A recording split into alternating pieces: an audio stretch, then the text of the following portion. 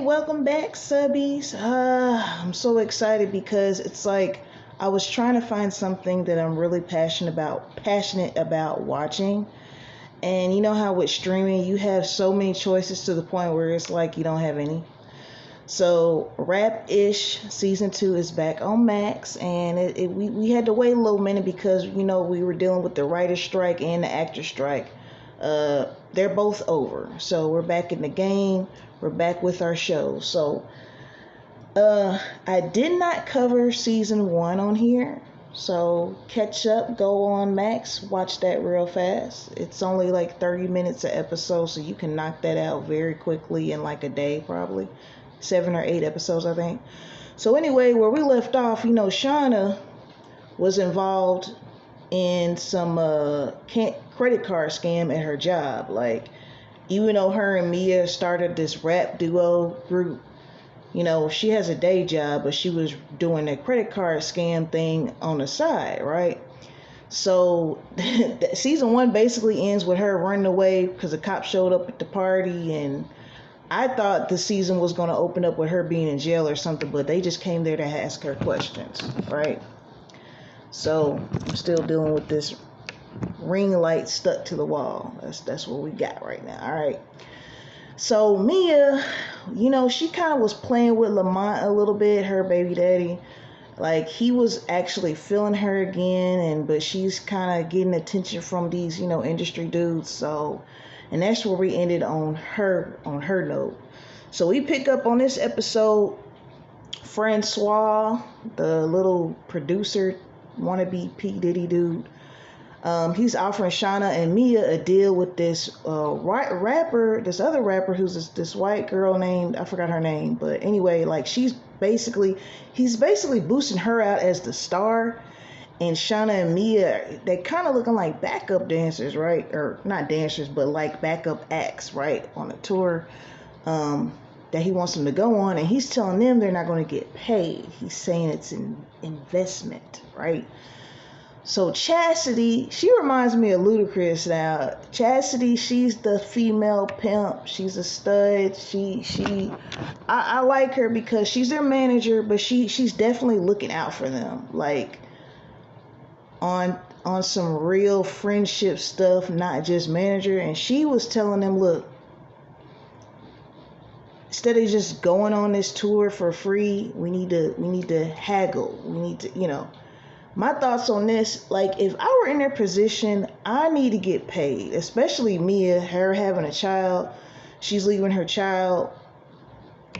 I don't have my contacts or glasses in, so if my eyes are kind of, that's why. But she's leaving her child for a few months. It's like, he's saying they could possibly make $1 million, heavy on the possible, and I don't know about that. So Shawna tells her family, who it looks like she's kind of estranged from, because when she came in the house, her mom was like, she wants money, blah, blah, blah. Well, she tells them, hey, there's an investigation at my job. She leaves out the part that she's a part of the scamming. But she's like, they're just asking me questions, and I didn't want y'all to know, here, I want you to hear from me first or whatever, right? So it's funny because no matter how old you are, even as an adult, you still feel the need to kind of tell your parents stuff like that, because it's like, okay, yeah, I know I'm grown, but I don't want you out here looking dumb, right? So let me hip you to this, that I'm out here scamming. But you know what's so crazy? On another note, it's like, there's so many people that do that kind of stuff now because the cost of living is so daggone high. It's like, you get paid hourly. If you get paid hourly, there's only so many hours in the day, so that's gonna max out at a certain point. So it's like you working overtime, but you only have so much overtime you can work. I ain't saying it was right. I'm just saying I'm not surprised she was scamming. And yes, I would be mad if somebody got into my bank account, so I'm not condoning it and whatnot. So this part is funny.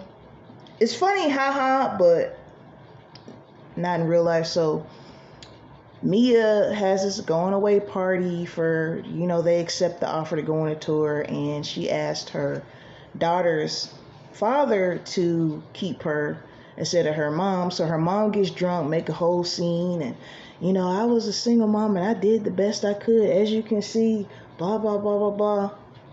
Got drunk. I thought they were going to get into a fight, but Mia handled that pretty well. She nipped that in the bud, took her drink away, got her an Uber, sent her home. The woman that plays her mother, because when I was watching the first season, I was like, she looked familiar, and then it clicked. She was in a Tyler Perry movie. She was in Madea Goes to Jail. She played, what's that man's name? The one who played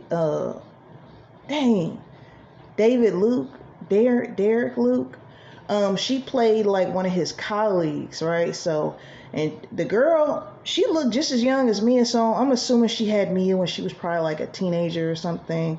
That's why she looks so young and everything. One thing about this show is it takes place in Florida, and it shows like the hood parts of Florida. Like a lot of times when you think of Florida, you think of Miami, the Miami of like South Beach. You think of like Disney World or Land, whichever one is there. I always get confused if it's the World or Land there. But people forget that, yes, you have the hood, you have poverty-stricken areas, and I think this show is authentic in showing that. Like, I feel like I'm really there. I feel like I'm talking to people that grew up. Matter of fact, the man who plays Mia's baby daddy, he's actually from Florida in real life, Jacksonville, I believe. And his story is amazing. He was actually in his car one day with his parents. He heard on the radio about they're looking for young talent for acting, and he auditioned, and he's been on a roll ever since. And he's actually really good at what he does, his acting. So, because everybody doesn't have it that quick. Some people work for years and audition for years and years before they break through. So, but yeah, also the character Mia, I believe she's from Florida as well, and I think a few other people are from Florida. So you got that authentic Florida flavor in this show. I want to throw this out. It's definitely ratchet. I know that term is overused nowadays, but to describe this show, like, that's what you're going to get. You're going to get like some city girl, sexy red type of vibes from it. But the characters are humanized. They don't just look like gimmicks. We see the day-to-day with them. Now, a little backstory on Shawna. If you haven't seen season 1, and it's not a spoiler or anything, but her original rap style was more on some like homegirl from Floetry, like Lauryn Hill, that kind of stuff. So, but this group that she's in with her and her friend Mia, they've changed. She's changed her style to match with this group. So, I think in this season, with them being on tour, we're going to see a lot of her battling herself to get for her dream. It's like, okay, I gotta switch my style up, but at the same time, I'm accomplishing something, my dream. And I think a lot of artists do that. There's times where I'll listen to someone's mixtape before they got big, and then listen to their studio albums, and I can see a difference. And I almost always like the mixtape more. That's just me. I think they're hungry when they do that mixtape, whereas when you get the record label, or the record deal, you have people in your ear, well, you need to do this, fine tune that, blah, blah, blah, blah, blah. And the authenticness, I hope that's a word. It can be felt in your art. I can always tell when an artist is not being themselves. I can tell when an artist is going through certain phases. Think about making a video on that later, because there's a guy that I like to listen to, and I've been listening to him since like 2008 or 9, and I've literally seen him go through phases. Not fake stuff, but just, we all evolve. So But there's difference between doing that naturally and being forced to for a job. And we all gotta wear different hats, different masks. So at the end of this episode, which every episode is gonna end with like kind of a cliffhanger, I'm assuming. So that Maurice, this dude that worked at the hotel with Shawna, they both were in this credit card scheme thing. And so I guess the top dog approached him, and he was basically saying he didn't trust Shawna, how he knows she's not going to talk. I think we're going to see more of him this season. If I recall, we didn't see him last season because the credit card scam thing blew up at the end of last season. So I think we're going to see a lot of him. We're going to see what I hope for this season. I want to see more Lamont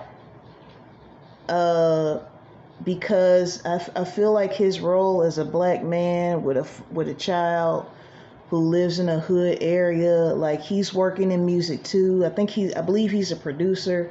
I just want to see people that we usually stereotype be humanized, and that's what I do like about this show, is humanized. Now this show was created by Issa Rae, and we all know how talented she is. All right, she came out with Awkward Black Girl on YouTube, if I'm not mistaken, then Insecure, and she's working on many other projects. So yeah, believe it or not, I never did see Insecure. When it was out, I didn't have HBO, and I don't think HBO Max was a thing, I don't think.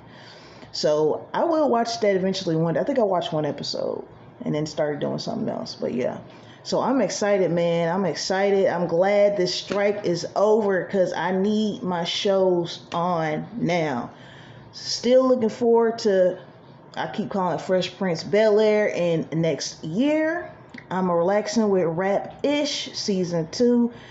They have 2 episodes up right now, and every Thursday they drop an episode. So I do like that. I like the anticipation of waiting versus them having the whole 10 episodes and you binge it for the weekend and then you're done and now you gotta wait a whole year. Netflix, take notes. All right, y'all. Glad to be back. Glad to not be sick. I want to shout out to my 41 subscribers, man. Love you, love you, love you. Y'all sticking in there, man. Don't be afraid to like some, share some, comment some. I like to hear your thoughts on some of this stuff that I'm posting, some of these reviews. Let me know. And shoot, let me know if there's something I need to watch. Like I said, streaming, there's so much out that, damn, it's too many choices. So I'm about to lay it down. As always, peace and blessings, man. Y'all enjoy this November.